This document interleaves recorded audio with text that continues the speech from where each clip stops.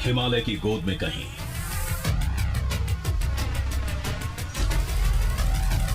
ऐसे ही बर्फीले रास्तों पर करीब 30 किलोमीटर मुश्किल चढ़ाई के बाद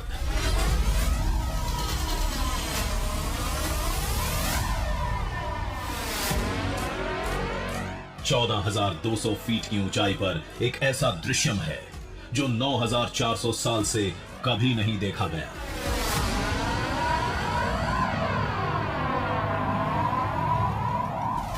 एक ऐसी अद्भुत पौराणिक कथा जिसके तथ्य और अधूरे सत्य का फैसला आज तक नहीं हो पाया।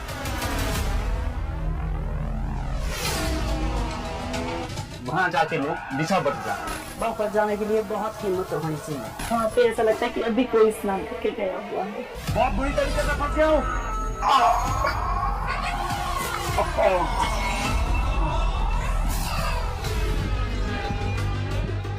कहते हैं इस बर्फीले पर्वत के बीच वो प्रमाण छिपा है जो हिमालय को देवभूमि साबित कर देगा।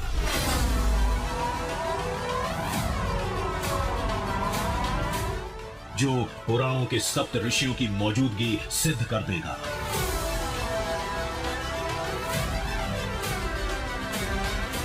वहीं कहीं मौजूद है वो सरोवर जहां भृगु संहिता रची गई, जहां ज्योतिष की सबसे अद्भुत और रहस्यमय शाखा का जन्म हुआ।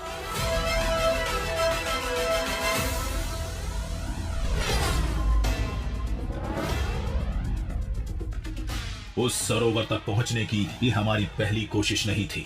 कुछ महीने पहले भी हमने इस सफर को आसान समझने की गलती की थी और सरोवर के आसपास होने वाली कुछ अलौकिक घटनाओं ने हमें खाली हाथ लौटने पर मजबूर कर दिया था।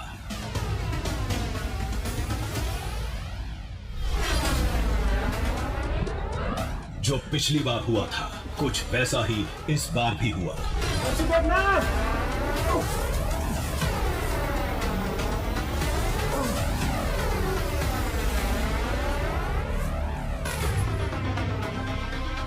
कुछ रहस्यमयी घटनाओं ने हमें फिर वापस लौटने के संकेत दिए।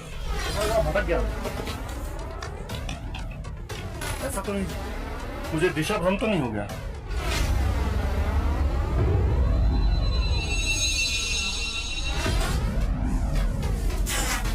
फिर कुदरत हमारा इम्तिहान लेती रही। ऑक्सीजन देना।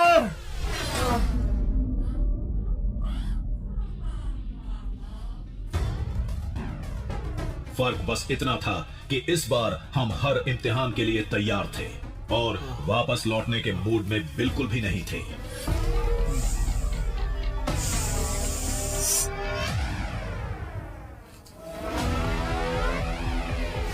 ये लड़ाई हमें जीतनी ही होगी क्योंकि आज का दृश्य सिर्फ एक कहानी नहीं है, पुराणों की कुछ अलौकिक घटनाओं का एक ऐसा दस्तावेज है जो इस वैज्ञानिक युग में भी चमत्कार के अस्तित्व को जिंदा रखता है।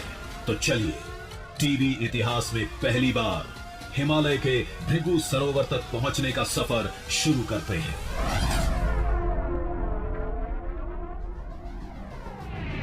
जिसका पहला पड़ाव है कुल्लू का एक छोटा सा गांव कुलंग, यानी सफर की आखिरी इंसानी बस्ती।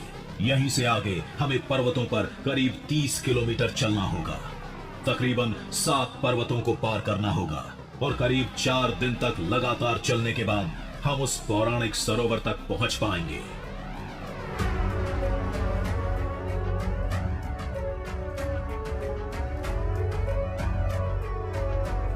मंजिल तक पहुंचने के लिए सबसे जरूरी था कुलंग गांव से सरोवर का रास्ता पता करना, कहानी का पता करना, आने वाली मुश्किलों और सरोवर में होने वाली घटनाओं का पता करना।